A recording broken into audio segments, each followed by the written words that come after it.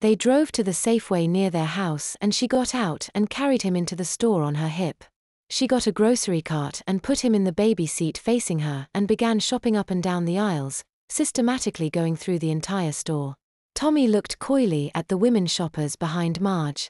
Tommy caught the eye of one of them and she smiled back at him. He suddenly remembered his mama and looked up at her guiltily. She beamed back at him with a pleased expression on her face. Then he realized that the woman had smiled at him because she saw him acting shy and only thought he was a cute baby. He tried to hide his face in the front of Marge's blouse and she held his head to her chest and stroked the back of his head. He snuggled his face in her warmth and she stroked him all the way down his back to the top of his diaper. He looked up at her adoringly as she stopped to comfort him. He felt the urge to pee and he looked around to see who was watching, embarrassed by the potential audience. Marge seemed read his thoughts. She leaned forward, patted the front of his diaper and whispered in his ear, "Go ahead and pee if you need to, Tommy. That's why you're wearing diapers." He was already peeing a little, just enough to dampen his diaper. Without warning, his sphincter relaxed and he peed in a rush, soaking the front of his diaper. He blushed in embarrassment as the front of the diaper grew heavier and the urge to pee disappeared. He glanced around and realized that none of the other shoppers was paying the slightest attention to him. His crotch felt warm, but he was reasonably dry and comfortable. He was glad that he was wearing a nighttime disposable diaper.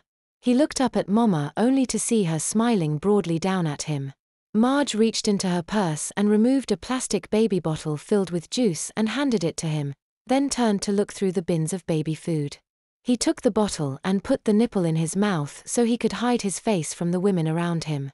Tart apple juice trickled into his mouth and made him thirsty. He sucked hard on the nipple, devoting his full attention to slaking his thirst. Within a minute he had forgotten his discomfiture and sucked noisily as Marge topped off the basket with baby food jars. She moved the cart along as she shopped, stooping to get some baby wipes. Tommy watched a drooling, babbling, 1-year-old boy the cart next to theirs reach out and try to touch him. Tommy's chest felt wet and he looked down and saw rivulets of drool running into the top of his diaper. He was drooling like the baby in the next cart.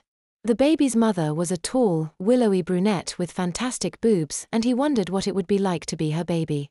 Marge had turned into the diaper aisle and put a large package of medium nighttime diapers underneath the cart, then went to the checkout stand and drove home. Marge put Tommy down for a nap after she had unloaded the groceries and tidied up the house. It was 5 o'clock and she decided she would take a nap herself before taking her bath.